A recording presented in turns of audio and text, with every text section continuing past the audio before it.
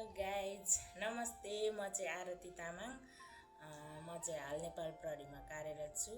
म आज हजुरहरूलाई मेरो परिचय दिन चाहन्छु। म चाहिँ 29 वर्षको भएँ। अब 29 वर्षको भएँ। म चाहिँ युट्युब च्यानल म भर्खरै खोलेको छु भनौँ न। बोल्न पनि आउँदैन क्या, बोल्न पनि आउँदैन। अब युट्युबमा किन आयो होला यो मान्छे, कस्तो अनुहार परेको भन्छ होला मान्छेले। तर म चाहिँ मेरो छोराको लागि आएको हो। मेरो छोरा आरुषमा खेलिरहेको आरुष। अब आरुषको लागि म यो भिडियोहरू बनाउँदैछु होइन। आरुषले भविष्यमा केही कुराहरू सिकोस् मबाट। यो अब म त औषध आयु 60 के अरे औषध आयुको आदिमा आइसकेँ। मैले आधी जिन्दगी जिसकेँ होइन। अब मेरो छोराहरूलाई म केही कुरा भन्न चाहन्छु, सिकाउन चाहन्छु युट्युबबाट होइन। अनि त्यसपछि त्यही हो। यो चाहिँ म चाहिँ एकदमै सिम्पल मान्छे हो होइन। म कुनै देखावटी पनि छैन। कपाल जस्तो त्यस्तै छ, न कुनै फिल्टर छ। म 17,000को मोबाइलले युट्युब भिडियो बनाउन चाहँदैछु। म बनाउँदैछु। म भिडियो बनाउनुको मेरो मुख्य कारण भनेको अघि नै भनिसकेँ, मेरो छोरा आरुष हो। किनभने यो दुनियाँ, यो समाज एकदमै धेरै स्वार्थी छ क्या।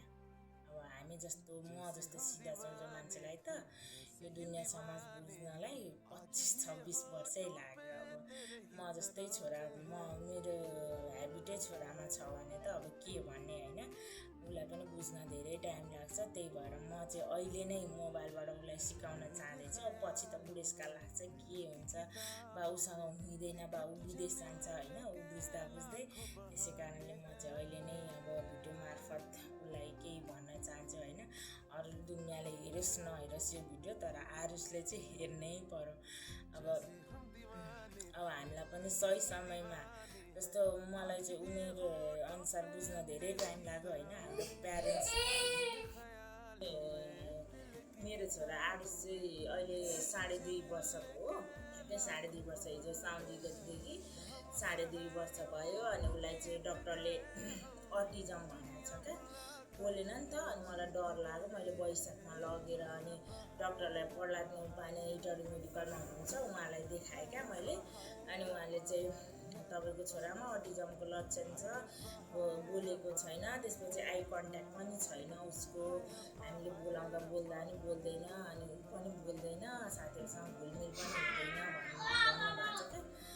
अनि यो अब अटिजम हो कि होइन एकदमै कन्फर्म गर्नलाई चाहिँ 3 वर्ष पुरा भएको हुनुपर्दो रहेछ क्या। 3 वर्ष पुरा चाहिँ भएको छैन नि त, ऊ अझै 6 महिना बाँकी छ।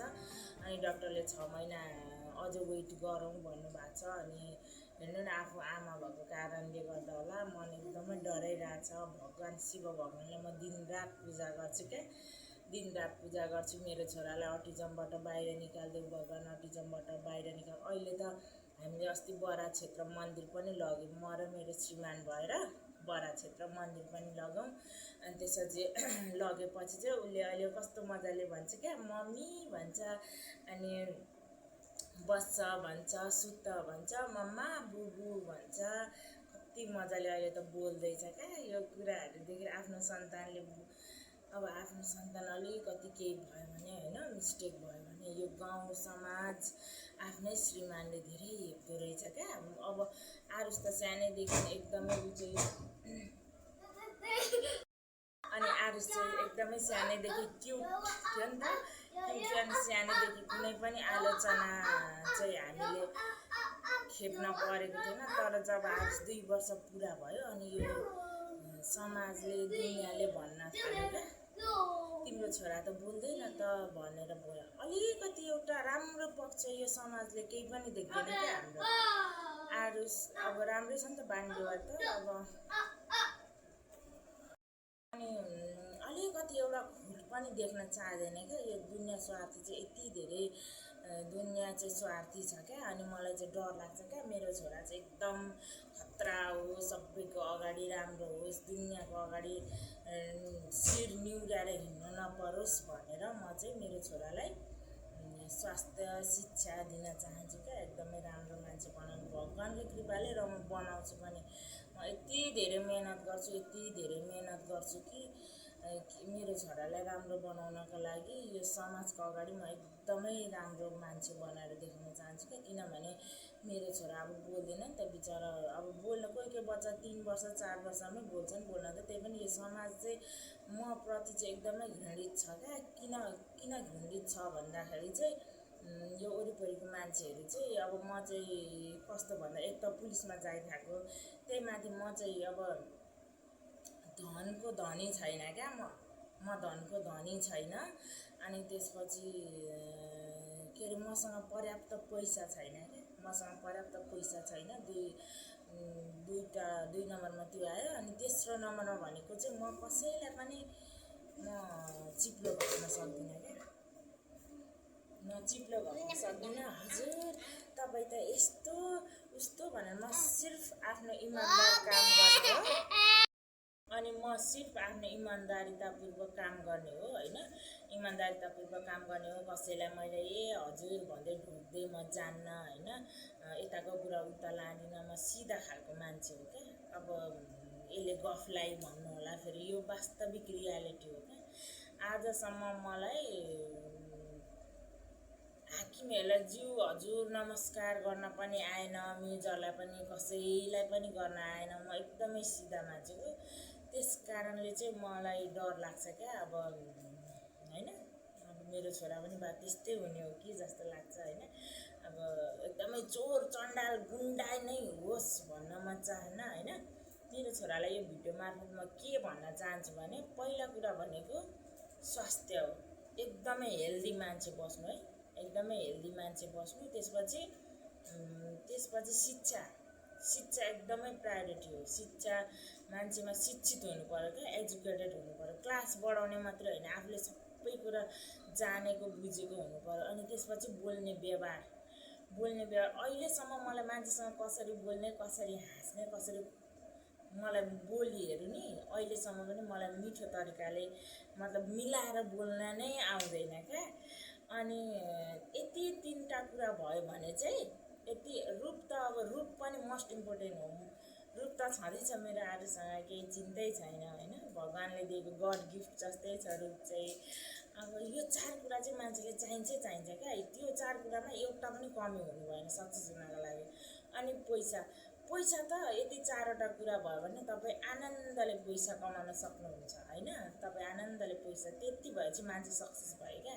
त्यो मान्छे कुनै पनि हालतमा पछि पर्दैन। र उमेर अनुसार छोराछोरी राम्रो बनाउनलाई चाहिँ उमेर अनुसार बाबुआमाले गाइड गर्दै जानु पर्यो क्या। यति कुरा चाहिँ चाहिने हो होइन।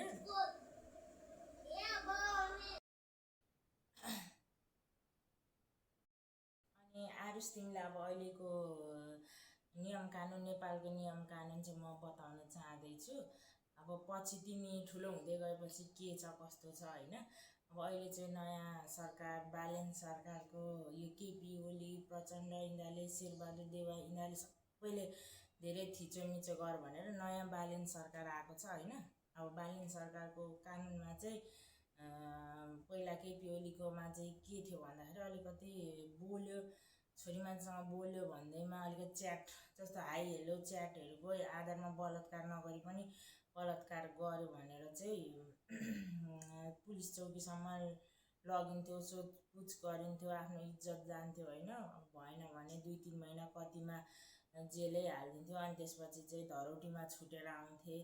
अनि अहिले पनि त्यही छ, केही चेन्ज भएको छैन, अलिकति चाहिँ चेन्ज भएको छ। त्यही भएर अब तिमी ठुलो हुन्जेलसम्म चाहिँ कस्तो कानुन हुन्छ कुनी, तर अहिले चाहिँ त्यस्तो कानुन छ। अनि अब छोरा मान्छे हो तिमीलाई त्यति धेरै चाहिँ अप्ठ्यारो हुँदैन यो समाजमा जिउनका लागि। छोरी मान्छे भएको भए चाहिँ धेरै नै गाह्रो हुन्थ्यो। अझै म धेरै भिडियोहरू बनाउँथेँ यदि तिमी छोरी भएको भए चाहिँ। तर छोरा मान्छे भएर चाहिँ म तिमीलाई त्यति नै अब सजेसन दिन चाहन्छु। कसैको घर यत्तिकै नजानु, कसैले नराम्रो गर्न सक्छन् होइन। नचोरी पनि चोर हो भनेर आरोप लगाइदिन्छन्, बलात्कार नगरिकन पनि गरौँ।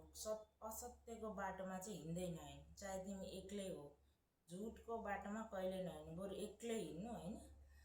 त्यो ठग चोर लुट गर्ने मान्छेहरूसँग कहिले पनि नहिँड्नु।